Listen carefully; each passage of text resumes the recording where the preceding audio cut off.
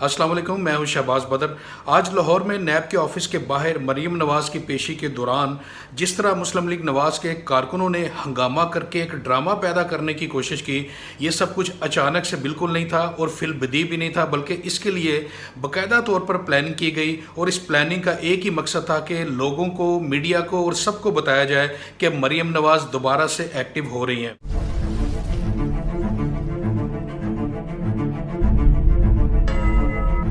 इसका सबसे बड़ा रीज़न यही एक हो सकता है क्योंकि मरीम नवाज़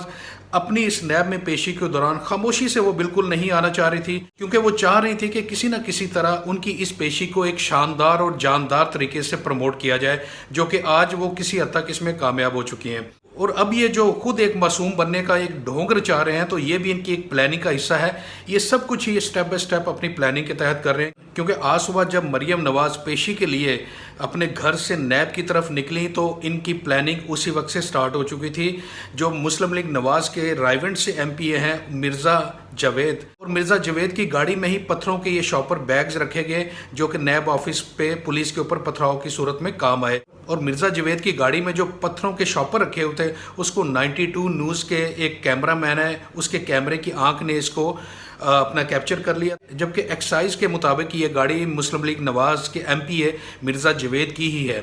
तो इससे ये जाहिर होता है कि जितनी बड़ी तादाद में मुस्लिम लीग नवाज़ के कारकुन आज नैब के ऑफिस मरीम नवाज़ के साथ पहुँचे और जिस तरह के वो साजो सामान से लेस थे, इससे यही लगता है कि इनका ये पूरा प्री प्लान था। और इसके बारे में कल से सोशल मीडिया पर कुछ नामवर एंकर हजरात अपने ट्वीट्स भी कर रहे थे कि कल मुस्लिम लीग नवाज़ मरीम नवाज़ की पेशी के दौरान कुछ बड़ा कर सकती है। मरीम नवाज़ की पेशी के दौरान जिस तरह का उन्होंने हरकत की, इसके बाद मीडिया पर मरीम नवाज़ की पेशी ही डिस्कस की जा रही है और यही डिस्कस किया जा रहा है कि मरीम नवाज़ अपने एक एजिटेशन वाले रवैये के साथ हुकूमत के सामने दोबारा से आ चुकी हैं और ये मरीम नवाज़ की तरफ से एक ऐलान जंग है इस हुकूमत के खिलाफ। और यही मुस्लिम लीग नवाज़ चाहती थी, क्योंकि मुस्लिम लीग नवाज़ का जो कारकुन है वो नवाज़ शरीफ की लंदन की यात्रा के बाद वो मुकम्मल तौर पर मायूस होने के बाद खामोश हो चुका था। उनको कोई रास्ता नज़र नहीं आ रहा था। शहबाज शरीफ अपने तौर पर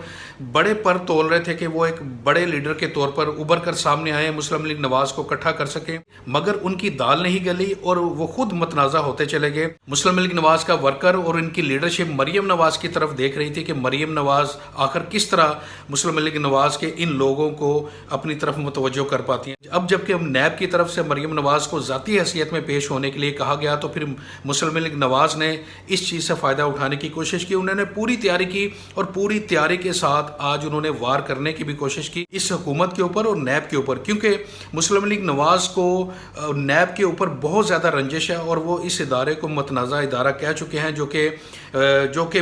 कि सियासी मुखालफिन के ख़िलाफ़ मुकदमा दर्ज करने के लिए ही रह गया है। तो इस तरह की एक एक्टिविटी मुस्लिम लीग नवाज़ ने आज बनाई और आज मरीम नवाज़ इस चीज़ में कामयाब हो चुकी कि वो लोगों को बता सकें, मीडिया को बता सकें कि मरीम नवाज़ दोबारा वापस आ चुकी हैं। अब आगे आगे देखते हैं कि मरीम नवाज़ ने किस तरह अपनी सियासत को लेकर जाती हैं। मगर जिस तरह की एजिटेशन मरीम नवाज़ ने शुरू की और फिर उसके बाद प्रेस कॉन्फ्रेंस करने भी पहुंच गई, शहबाज शरीफ साथ थे, तो इससे उनकी एक बात और भी ज़ाहिर होती है कि इन्होंने ड्रामा सारा क्रिएट करने के बाद खुद मासूम बनने की एक्टिंग भी कर रहे हैं। मगर कुछ चीज़ें ऐसी हैं जो नाकाबिले तरदीद हैं, जैसे कि वो पत्थर साथ लेकर आए थे। मुस्लिम लीग नवाज़ के कारकुन बड़ी तादाद में वहाँ पर नैब के ऑफिस में मौजूद थे। मुख्तलिफ TV चैनल्स के जो कैमरा थे उनकी आँख में बहुत सारी फुटेज ऐसी महफूज हो चुकी है, जिससे साफ तौर पर लग रहा है कि मुस्लिम लीग नवाज़ आज प्रॉपर प्लानिंग करके